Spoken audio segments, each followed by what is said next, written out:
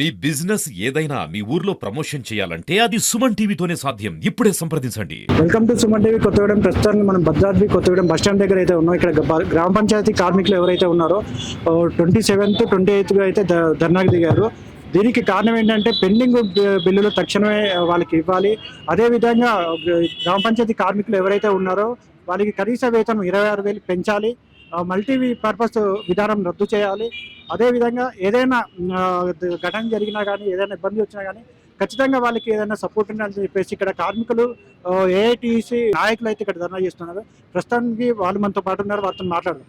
తెలంగాణ రాష్ట్ర వ్యాప్తంగా గ్రామ పంచాయతీ ఉద్యోగులని పర్మనెంట్ చేసి ప్రభుత్వ వేతనాలు ఇవ్వాలని, సమాన పనికి సమాన వేతనం ఇవ్వాలని, కనీస వేతనం 26,000 ఇవ్వాలని, మల్టీపర్పస్ విధానాన్ని రద్దు చేయాలని, 51 జీవోని సవరణ చేసి గ్రామ పంచాయతీ కార్మికులకి కానీ 26,000 రూపాయలు ఇవ్వాలని 27, 28 తారీఖుల్లో తెలంగాణ రాష్ట్ర వ్యాప్తంగా టోకెన్ జమ చేయడం జరుగుతూ ఉంది. ఈ తెలంగాణ రాష్ట్ర ప్రభుత్వానికి దృష్టికి తీసుకొస్తా ఉన్నాం. అయ్యా ప్రభుత్వ పాలకులారా, ఆనాడు ఎన్నికల్లో ఇచ్చిన హామీ ప్రకారం గ్రామ పంచాయతీకి ఇచ్చిన కార్మికుల కనీస వేతనం 26,000 ఇవ్వాలని కూడా ఈ ప్రభుత్వాన్ని డిమాండ్ చేస్తున్నాం. అదేగా గ్రామ పంచాయతీ కార్మికుల్ని ప్రభుత్వ ఉద్యోగులుగా గుర్తించాలి, వారికి కనీస వేతనం 26,000 రూపాయలు ఇవ్వాలని కూడా ఈ ప్రభుత్వాన్ని డిమాండ్ చేస్తా ఉన్నాం. అదేవిధంగా ఈఎస్ఐ సౌకర్యం కల్పించాలి, గ్రామ పంచాయతీ కార్మికులకి ఇన్సూరెన్స్ బెనిఫిట్స్ కూడా కల్పించాలని, ప్రమాదశాస్త్ర వారు మరణిస్తే 10 లక్షల ఎక్సైజ్ ఇవ్వాలని కూడా ఈ తెలంగాణ రాష్ట్ర ప్రభుత్వం దృష్టికి తీసుకెళ్తా ఉన్నాం. అదేవిధంగా తెలంగాణ రాష్ట్ర వ్యాప్తంగా 12,790 మంది గ్రామ పంచాయతీలు ఉన్నాయి. వాటిలో సుమారు 60,000 మంది కార్మికులు పనిచేస్తా ఉన్నారు. ఈ తెలంగాణ రాష్ట్ర ప్రభుత్వం ఎప్పటికైనా కళ్ళు తెరిచి గ్రామ పంచాయతీ న్యాయమైన కార్మికుల న్యాయమైన సమస్యలు పరిష్కరించి తక్షణమే వారికి గౌరవ వేతనం ఇవ్వాలని కూడా ఈ ప్రభుత్వాన్ని డిమాండ్ చేస్తా ఉన్నాం.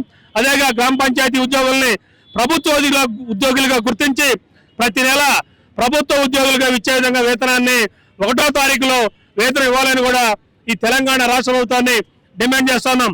గ్రామ పంచాయతీ కార్మికులు సమస్యలు సానుకూలంగా పరిశీలించడైతే ఈ ఉద్యమం తెలంగాణ రాష్ట్ర వ్యాప్తంగా ఇంకా ఉధృతం చేసి ఇది నిరోధక సమ్మెగా మారే విధంగా కూడా మేము కార్మికులందరూ కూడా చైతన్యపరిచి వారి సమస్యలు పరిష్కరించే విధంగా కూడా ఈ ప్రభుత్వంపై పోరాటానికి సిద్ధమవుతున్నామని ఏఐటీసీ భద్రాద్రి కొత్తగూడెం జిల్లా సమితి పక్షాన ఈ ప్రభుత్వాన్ని డిమాండ్ చేస్తా ఉన్నాం.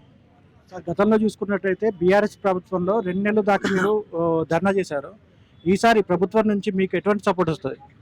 గత ప్రభుత్వం గ్రామ పంచాయతీ కార్మికుల సమస్యలు పరిష్కరించలేదని, ఆనాడు పాలకులు హామీ ఇచ్చి నిలబెట్టుకోకపోవటం వల్లే ఇవాళ 2023 జరిగిన ఎన్నికలలో మాకు గ్రామ పంచాయతీ కార్మికులు సమ్మెలు చేస్తూ ఉంటే దీక్ష శిబిరం దగ్గరికి ఈనాడున్న కాంగ్రెస్ పార్టీ నాయకులు వచ్చి కూడా హామీ ఇవ్వడం జరిగింది.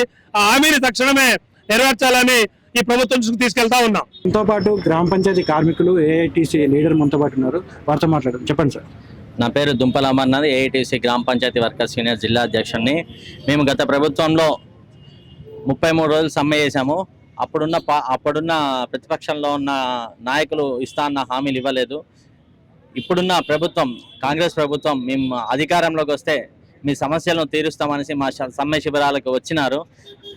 ఈ ప్రభుత్వం ఏర్పడి సంవత్సరం దాటుతుంది. ఇప్పటివరకు మా గ్రామ పంచాయతీ కార్మికుల సమస్యలను ఇప్పటివరకు పట్టించుకోవడం చాలా బాధాకరం. మా ఏకైక సమస్య మల్టీపర్పస్ విధానం 51 జీవో రద్దు చేయాలని. దానివల్ల గ్రామ పంచాయతీ కార్మికులు ఇష్టానుసారంగా పనులు చెప్పడం వల్ల కాల్వాలు తీసే వాళ్ళని, బిల్ కలెక్టర్లని ఎలక్ట్రీషియన్గా చేయడం వల్ల దానివల్ల చాలామంది మరణిస్తున్నారు. అదేవిధంగా మల్టీపర్పస్ విధానం రద్దు చేయాలా, కానీ సమాన పనికి సమాన వేతనం ఇవ్వాలా, 51 జీవో రద్దు చేసి సమాన పనికి సమాన వేతనం ఇవ్వాలా. అదేవిధంగా ప్రభుత్వ ఉద్యోగులుగా గుర్తించి మా గ్రామ పంచాయతీ కార్మికులకి సమస్యలు పరిష్కరించవలసిందిగా ప్రభుత్వాన్ని కోరుకుంటున్నాం. ఈరోజు రాష్ట్రటువంటి 12,790 గ్రామ పంచాయతీలలో సుమారు 60,000 మంది కార్మికులు పనిచేస్తున్నారు. గత సంవత్సరం మేము 34 రోజులు సమ్మె చేశాము. ఆనాటి ప్రతిపక్షం ఈ యొక్క రాష్ట్ర ప్రభుత్వం పెద్దలు కావచ్చు, వివిధ హోదాలలో ఈరోజు పదవులు ఉన్నటువంటి నాయకులు కావచ్చు, మా దీక్షా శిబిరాలకు వచ్చి మాకు మీరందరూ ఓటేసి మేము గెలిపిస్తే మేము మీకు హామీలను నెరవేరుస్తాం, గత ప్రభుత్వం లాగా మేము చేయము, మీకు ఇస్తామని హామీలు ఇచ్చి మా సమ్మెలో కూర్చొని మాకు సంఘీభావం ప్రకటించినటువంటి పెద్దలు ఈరోజు వీరు గద్దెనెక్కి సంవత్సరం అయినా కూడా ఇంతవరకు గ్రామ పంచాయతీ కార్మికుల పరిష్కరించకపోగా వారి యొక్క వాటి మీద హక్కుల మీద కాలరాస్తూ అటువంటి చట్టాలు తెస్తున్నారు. ఇక ముందు ఏదైతే ఈ రాష్ట్ర ప్రభుత్వం జీతాలు ఉద్యోగులకు ఎలా అయితే జీతాలు ఇస్తున్నారో అలాగే జీతాలు ఇవ్వాలని, ఈ ముఖ్యంగా ఈ మల్టీపర్పస్ ఏదైతే విధానం 51 జీవో నెంబర్ ఉన్నదో దానివల్ల కార్మికులు అందరూ కూడా రకరకాల పనులు చేసుకుంటూ ఎలక్ట్రీషియన్స్ అని కాలువ తీయకుండా ట్రాక్టర్ దోచుకుంటూ ప్రమాదాలకు పాల్పడుతూ ఈ మధ్య చాలా మంది కార్మికులు ఎలక్ట్రీషియన్ పనిచేస్తూ స్తంభాలెక్కి చనిపోయినటువంటి సంఘటనలు ఉన్నాయి. వారికి కనీసం ఇన్సూరెన్స్ లేదు, ట్రాక్టర్ డ్రైవర్లకు లైసెన్స్ లేదు, వీళ్ళ జీతాలు పెండింగ్ లో ఉన్నాయి, పెండింగ్ జీతాలు కూడా సరిగ్గా రావట్లేదు.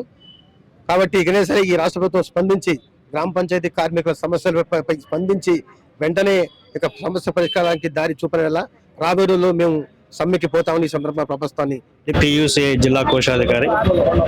తెలంగాణ రాష్ట్రంలో అత్యధిక తక్కువ వేతనాలు ఎవరైతే పొందుతున్నారంటే వారు గ్రామ పంచాయతీలో పనిచేసేటువంటి కార్మికులు అత్యధిక తక్కువ జీతాలు పొందుతున్నారనేది ఈ తెలంగాణ ప్రభుత్వానికి, తెలంగాణ ప్రజానీకానికి తెలుసు. గత ప్రభుత్వం ఈ కార్మికుల పట్ల చాలా చిన్నచూపు, చాలా నిర్లక్ష్యంగా వ్యవహరించింది. దాని తదనంతరమే ఏదైతే బీఆర్ఎస్ ప్రభుత్వం ప్రజా వ్యతిరేక కార్మిక విధానాలు అవలంబించిందో దాని వెలుగులో ఈనాటి కాంగ్రెస్ ప్రభుత్వాన్ని అధికారంలో తీసుకురావడానికి దాంట్లో కృషి ఈ గ్రామ పంచాయతీ కార్మికులు ఎంతైనా ఉందని చెప్పవచ్చు. కాంగ్రెస్ అధికారంలోకి వచ్చి సంవత్సరం అవుతున్న కాలంలో అధికారంలోకి వచ్చే ముందు 100 హామీలు ఇచ్చారు.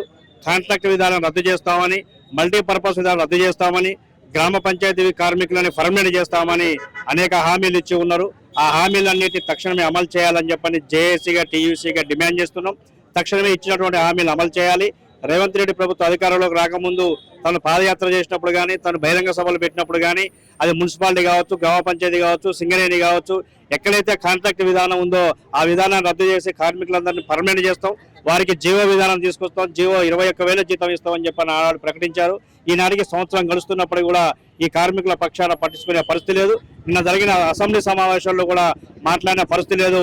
తక్షణమే ఈ రాష్ట్ర ప్రభుత్వం స్పందించి ఈ గ్రామ పంచాయతీ కార్మికుల సమస్యలు పరిష్కరించాలి.